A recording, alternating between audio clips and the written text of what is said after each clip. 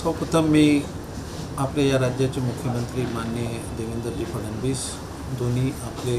उपमुख्यमंत्री श्री एकनाथजी शिंदे, श्री अजितजी पवार आणि संपूर्ण मंत्रिमंडळ यांचे मी अत्यंत आभारी आहे. त्यांनी मला एवढा एक प्रगतशील आणि महान राज्याचा मुख्य सचिव म्हणून या राज्याची सेवा करण्याची त्यांनी मला संधी दिली, माझ्यावर विश्वास टाकला.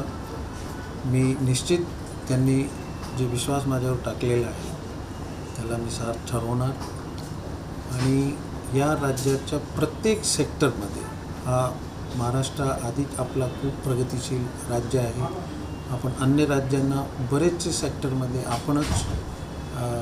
मार्ग दाखवत असतो, आपण बरेचशी नवीन गोष्टीची सुरुवात करतो, अशी आपल्या राज्याची ख्याती आहे.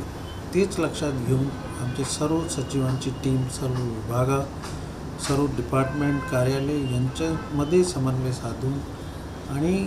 नवीन तंत्रज्ञान, नवीन काही इनोव्हेशन या सगळ्यांच्या माध्यमातून या लोकांच्या, या राज्याच्या लोकांचे जीवनामध्ये कसं सुकरपणा येईल, कसं त्यांना जे काही सेवा या सरकारच्या माध्यमातून किंवा महाराष्ट्र शासनाच्या वतीनं मिळते ते आणखी सुलभरित्या त्यांना कसं मिळतील, या राज्याच्या पायाभूत सुविधापासून सर्व सेक्टरचा कसं विकास होईल आणि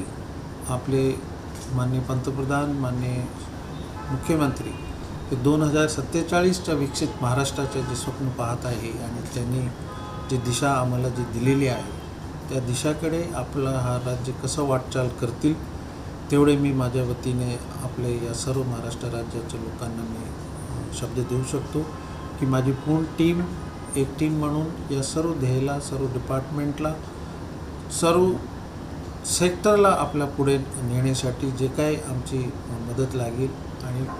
24 तास आम्ही त्यासाठी आम्ही काम करत राहू. रोकठोक महाराष्ट्राला सबस्क्राईब करा आणि बेल आयकॉनवर क्लिक करायला विसरू नका.